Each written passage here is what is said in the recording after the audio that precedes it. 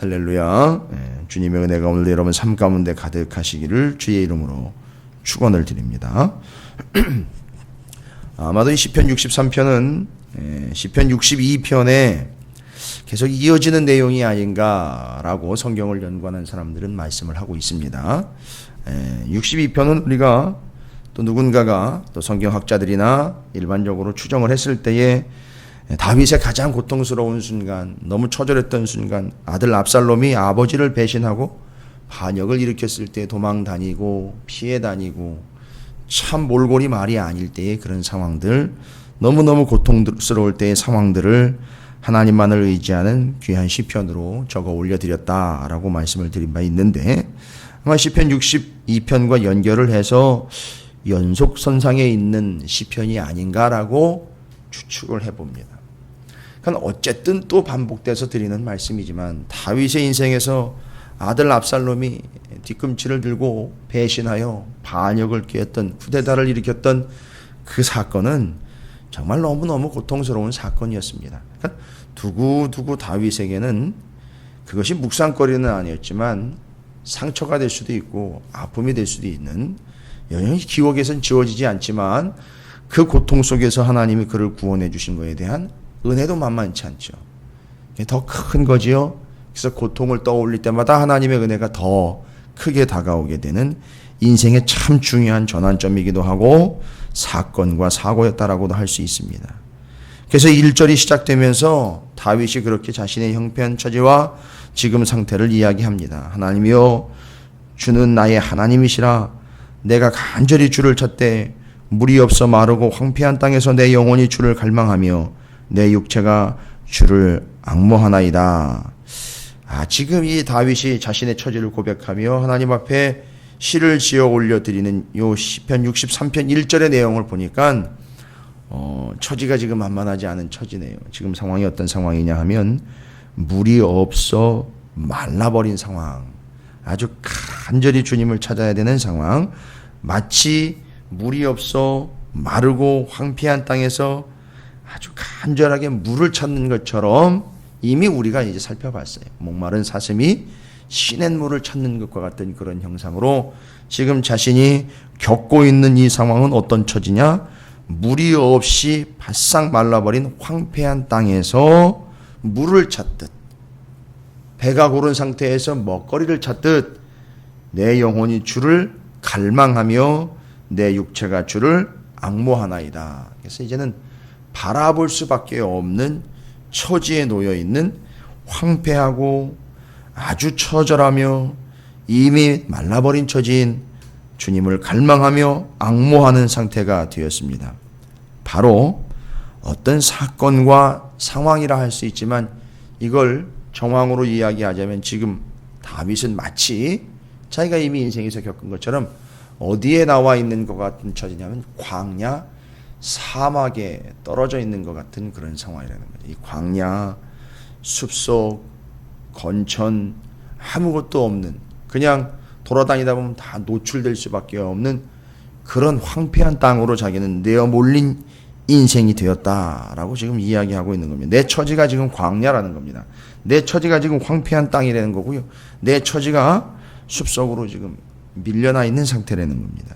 그런 고통스러운 광야로 내몰린 다윗의 반응은 어떠냐? 비관적이냐? 누군가를 원망하고 있느냐? 대적들을 욕하고 있느냐? 거기 때문에, 그 문제 때문에, 그런 사람들 때문에 절망하고 있느냐? 아니요. 절대 다윗은 지금 비관하거나 원망하거나 절망하거나 누군가에게 핑계를 돌리거나 이유를 대고 있지 않습니다. 절대 그렇지 않습니다. 어떤 근거로 인해서 그걸 피해가 보려고 하는 근거를 찾고 있는 것이 아니라 다윗은 지금 이런 상황에서 어떻게 반응을 하고 있는가? 3절과 5절과 7절에서 공통적으로 이야기를 하고 있습니다. 3절에 주의 인자하심이 생명보다 나음으로 내 입술이 주를 찬양할 것이라 라고 찬양하라. 지금 자신은 광야에 내어 몰려가지고 먹을 것도 없고 마실 물도 없는 아주 비참한 상황이거든요. 너무너무 곤고한 상황인데 이 상황에서 다윗은 무엇을 하고 있느냐? 찬양을 하고 있습니다. 5절에도 또 찬양이라는 말이 또 나옵니다. 계속해서 다윗이 시편을 기록했다라는 것 자체가 찬양인 것이죠. 이것이 지금 다윗이 광야에서 하나님 앞에 서 있는 모습입니다. 그 입술이 주를 찬양하며, 여러분 황폐합니다. 여기 지금 마실 물도 없는 광야입니다. 입이 바싹바싹 말라가지고 입술이 타들어가고 있는 상황입니다. 갈라지고 있는 상황인데 그 입술로 주를 찬양할 것이다 라고 이야기하고 있습니다. 목이나 좀 축이고요, 입술에다가 물이나 좀 묻혀야지 뭘 하지요. 이게 우리의 변명이거든요.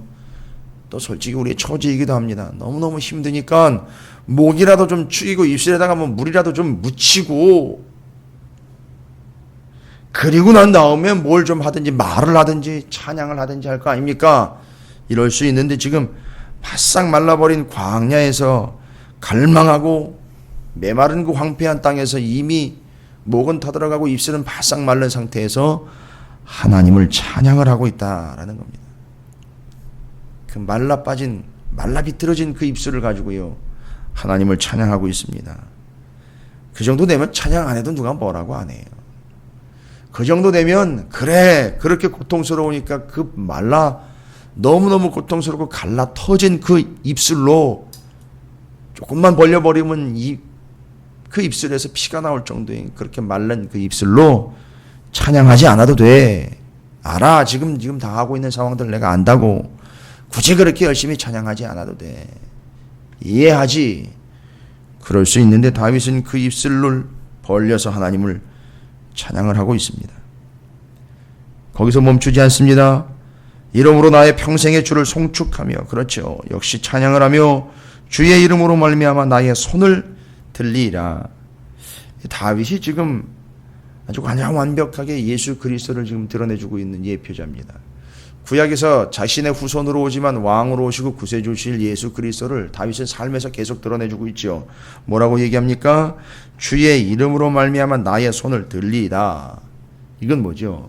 똑같은 구조입니다. 예수 그리스도 이름으로 기도합니다. 이 구조입니다. 딱 똑같은 그 구조입니다.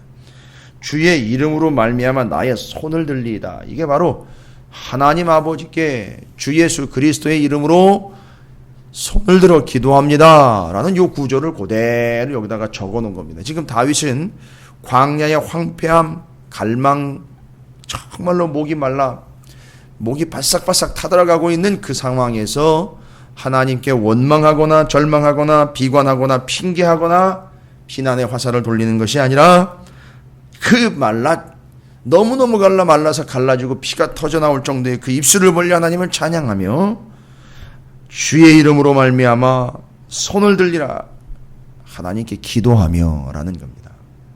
찬양, 기도. 여기서 멈추질 않습니다. 다윗은 계속해서 자기가 지금 광야 황폐한 곳으로 내어 몰린 상황에서도 어떻게 이 상황을 지내고 있는지, 골수와 기름진 것을 먹음과 같이 나의 영혼이 만족할 것이라. 아니, 이 상황에서 지금 만족이 됩니까? 지금 만족한다는 거예요. 지금 이 상황이 충분하다고 지금 겪고 있는 이 상황을 내게 족합니다라고 이야기하는 거예요. 만족합니다.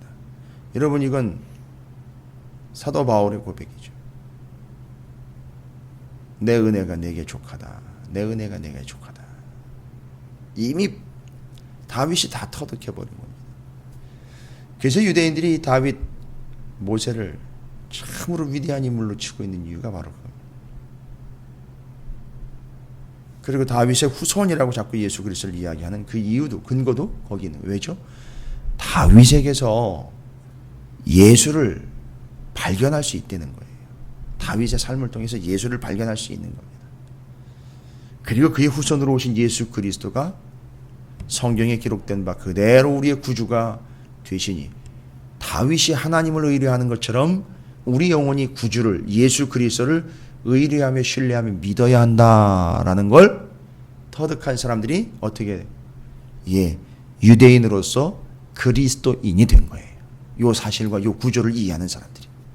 다윗이 하나님을 의뢰하며 신뢰했던 것처럼 다윗의 후손으로 오신 예수 그리스도를 그렇게 유대인으로서 의뢰하며 신뢰한 사람들이 구원을 얻게 된 유대 그리스도인들이 된 겁니다. 이 구조를 계속 설명을 해주고 있어요. 다윗처럼. 잘 보십시오. 찬양합니다. 하나님 앞에 그 하나님의 이름, 주님의 이름으로 기도하고 있습니다. 그것으로 만족하고 있습니다. 나의 입술이 기쁜 입술로, 그 말라 비틀어진 그 입술로 뭐라고 말합니까? 주를 찬송하되 라고 나와 있습니다. 내가 나의 침상에서 주를 기억하며 새벽에 주의 말씀을 작은 소리로 읊조릴 때에 하오리니. 새벽이에요. 이 이야기는 새벽에 따로 시간을 정해 일어나서 라기보다는요, 이 말씀은요, 더 은혜스럽게 말씀을 드릴까요? 새벽에 어느 정해진 시간에 일어나서 말씀을 펼쳐 읽고 그 말씀을 읊조렸다는 게 아니라 새벽까지라는 얘기예요. 새벽까지. 너무 단편적으로 어느 한 포인트를 정하고 시간을 정하고 시점을 정해서 그때 딱 일어나가지고선 성경 말씀을 펼쳐서 그냥 읽고 덮어버리는 그런 삶이 아니라 그 새벽까지요. 지금 광야거든요. 내어 몰려서 너무너무 고통스러운 상황이거든요. 그런데 그 새벽까지 하나님의 말씀을 펼쳐서 작은 소리로 읊조릴 때, 여러분 보십시오. 새벽에는 작은 소리도 크게 들리게 돼 있어요. 만약에 거기가 동굴이나 광야라면은요, 작은 소리도 민감합니다. 마치 울리는 소리 같이 들릴 거예요, 새벽에는요. 근데요, 그 새벽까지 주의 말씀을 작은 소리로 계속해서 읊조립니다. 하나님이여, 주는 나의 하나님이시라. 내가 간절히 주를 찾되 물이 없어 마르고 황폐한 땅에 내 영혼이 주를 갈망하며 내 육체가 주를 앙모하나이다. 모세오경을 이렇게 새벽까지 읽으면서 읊조리면서 말씀을 읽고 있었고 말씀을 묵상하고 있었다는 얘기죠. 여러분, 이게 새벽까지요. 바로 여기서 뭐가 나오는 거죠? 새벽을 깨우리로다가 나오는 거예요. 그러니까 새벽을 깨운다는 얘기는 알람을 듣고 일어나가지고선 다시 자기가 알람을 울려서 새벽을 깨우는 게 아니라 새벽이 올 때까지 기도하며 새벽이 올 때까지 찬양하며 새벽이 올 때까지 말씀을 붙잡고 있다가 바로 그 새벽이 오는 순간에까지 그렇게 하고 있었던 그야말로 그 다윗이야말로 새벽을 깨우는 자가 되었다라는 겁니다. 이게 다윗의 지금 광야에서의 모습입니다. 여러분 잘 보십시오. 이미 앞에서 다윗은 언급을 합니다. 2절 말씀에 내가 주의 권능과 영광을 보기 위하여 이와 같이 성소에서 주를 바라보았나이다. 편안할 때는요, 안정적일 때는요, 자기가 왕으로서 무탈할 때는요, 어디에 있죠? 왕궁에 있습니다. 왕궁 바로 옆에다가 다윗의 장막, 언약궤를 모셔다 놓은 다윗의 장막이 있죠. 성소 장막, 거기서 하나님을 예배하고 말씀을 읽고 찬양할 수 있었을 겁니다. 그런데 지금은요, 그렇게 할 수 있는 상황이 아닙니다. 도망 나와야 되고 광야에서 굴러야 되고 말도 제대로 못하고 물도 제대로 마시지 못하고 먹을 것도 마음껏 먹지 못하는 이런 비참한 상황인 광야에서 다윗은 지금 뭐를 하고 있습니까? 좀 전에 말씀드렸습니다. 말라가는 입술이 터지는 그 입술을 벌려 하나님을 찬양하고 손을 들어 하나님께 기도하고 새벽까지 하나님의 말씀을 읊조리며 말씀을 읽고 말씀을 묵상합니다. 잘 보십시오. 여기가 성소라면은요, 지금 여기가 이야기하고 있는 그 성소 장막이라면 이런 것들은 당연하게 될 수 있어요. 그런데 지금은 장막 성소가 아닌 광야입니다. 지금 이 광야로 내어 몰린 상황에서도 다윗은 무엇을 하고 있느냐? 손을 들어 기도하며 찬양하며 하나님의 말씀을 새벽까지 붙잡고 있습니다. 이게 어디서 했던 겁니까? 성소에서 했던 겁니다. 그러니까 이 이야기는 뭘 얘기하려고 하는 거냐 하면 넓게 보십시오. 깊게 보셔야 돼요. 수준 있게 보셔야 됩니다. 다윗에게 광야는 성소가 된 겁니다. 그런 먼지 나는 것과 그런 불편한 것과 그런 무지막지한 것과 그런 절망스러운 것과 그런 땅의 끝과 같은 그런 광야에서 아무리 손을 들어 기도한들, 아무리 찬양을 한들, 아무리 거기서 말씀을 붙잡고 있들 빨리 돌아가서 그 편안한 성소에서 왕궁 옆에 차려진 그 성막에 가가지고 거기서 편안하게 예배하고 거기서 찬양하고 거기서 기도해야지 여기가 뭔 성소입니까? 아니요. 다윗은 어디로 밀려나가든 거기가 광야가 됐든 동굴이 됐든 수풀이 됐든 물이 없는 건천이 됐든 어디서든 거기서 손을 들어 기도했고 거기서 찬양했고 거기서 새벽까지 말씀을 붙잡았어요. 그러니까 어떻게 된 겁니까? 거기가 성소가 된 겁니다. 성소라는 개념은요, 자기가 만드는 게 아니에요. 성소라는 개념은 하나님이 허락하신 개념이거든요. 왜냐하면 성소는 하나님이 임재하시는 처소이기 때문에 그렇습니다. 그러니까 다윗은 광야에서도 하나님의 임재를 경험을 하게 됐습니다. 그래서 이제 뒤로 고백이 됩니다. 광야 성소에서 기도와 찬양과 말씀을 붙잡고 있는 다윗이 터득합니다. 여기는 성소, 성소에서 안내 말씀드립니다. 광야인 줄 알았으니 여기가 성소입니다. 내가 여기서 손을 들어 기도하옵고 하나님을 찬양하옵고 하나님의 말씀을 새벽까지 붙잡아 새벽을 깨우는 자가 되었나이다. 여러분, 새벽 기도 이야기하면 다윗 빼놓을 수 없습니다. 새벽 기도라고 말을 하니 그렇죠. 우리 새벽 기도면 정해진 시간에 자다가 깨어 나오는 거 아닙니까? 그럼 다윗은요, 새벽 기도가 아니라 새벽까지 기도해. 뭐 그런 겁니다. 동틀 때까지 기도. 이 개념이에요. 동틀 때까지 말씀. 그 성소에서 깨달은 다윗이 고백을 합니다. 주는 나의 7절입니다. 도움이 되셨습니다. 내가 주의 날개 그늘에서 즐겁게 부르리이다. 잘 보십시오. 이제 날개 그늘 얘기 나오면 그냥 쉽게 지나치시면 안 돼요. 성전을 지을 때 이 날개 그늘을 완벽하게 확보해 가지고선 솔로몬이 천사의 날개를 두 폭 양쪽으로 쫙 뻗어 가지고 지성소를 꽉 채웠던 것처럼 성소는 하나님의 날개 그늘 아래, 바로 거기를 표현하는데 천사들을 통해서 표현을 했습니다. 그래서 이 날개 그늘, 그것은 짧게는 성소요, 완벽하게는 하나님의 도우심 아래, 하나님의 그 주관하심 아래, 품 아래라고 볼 수 있습니다. 나의 영혼이 주께 가까이 따르리니 주의 오른손이 나를 붙드시거니와. 지금 주를 가까이 따르는 게 다 뭡니까? 이 광야에서도 찬양하며 기도하며 말씀을 붙잡으며 가까이 따르는 겁니다. 그런데요, 그런 그를 어떻게 하시죠? 하나님은 오른손으로 나를 붙드시거니. 오른손으로 붙잡았다 도와주셨다는 게 아닙니다. 이건 구원하셨다는 거예요. 오른손으로 붙잡아줬다는 얘기는 이건 일반적인 표현이에요. 하나님이 구원해 주셨다라는 얘기예요. 나의 영혼을 찾아 멸하려 하는 그들은 땅 깊은 곳에 들어가면 완벽하게 대조가 되고 있어요. 나는 구원하시고 그들은 지옥 가고, 이게 얘기예요. 여러분, 이걸 극단적으로 양분화 시켜가지고 흑백 논리다 이렇게 생각하시면 절대 안 됩니다. 땅으로 들어간 그들은 어떤 삶을 살고 있느냐? 광야로 다윗을 쫓아와 죽이려고 했던 그들이에요. 그들은 절대 하나님을 찬양하거나 하나님을 높이거나 새벽까지 하나님의 말씀을 붙잡거나 하나님의 손을 들어 기도한 적이 없는 사람들인 얘기다. 바로 그들과는 달리 다윗이 광야에서도 죽은 줄로만 알고 광야로 밀려가면 죽을 것만 같은 그런 상황에서 되려 하나님은 오른손으로 그를 구원해 주시고, 그를 쫓고 그를 멸하려고 하는 그들은, 멸망시키려고 했던 그들은 되려 땅 깊은 곳으로 들어갔다. 자, 이렇게 보시면 될 것 같아요. 오른손으로는 다윗을 붙잡고 왼손으로는 땅을 갈라 쓸어 넣으시는 거예요. 오른쪽 왼쪽이라는 개념이 유대인들에게는 또 남다릅니다. 또 특별히 또 그렇게 된다라고 또 기능적으로 또 너무 얽매이실 필요는 없지만 상상을 해보세요. 오른손으로 광야에서 다윗을 붙잡아 앉혀놓고 주님이 위로하시고 주님이 꽉 붙잡아 도우시고, 왼손으로는 땅을 갈라가지고 그쪽으로 적들을 쓸어놓고 있는 하나님의 모습이에요. 이게 심판주요 구원자이신 하나님의 동시에 이루어지는 상황입니다. 마지막 때 이게 동시에 이루어집니다. 기가 막힌 시편입니다. 다윗이 아니면 볼 수 없는 이런 관점이에요. 광야에서 보지 않았으면 깨달을 수 없고 적어놓을 수도 없는 이런 기가 막힌 장면들을 다윗은 그렇게 기록을 하고 있습니다.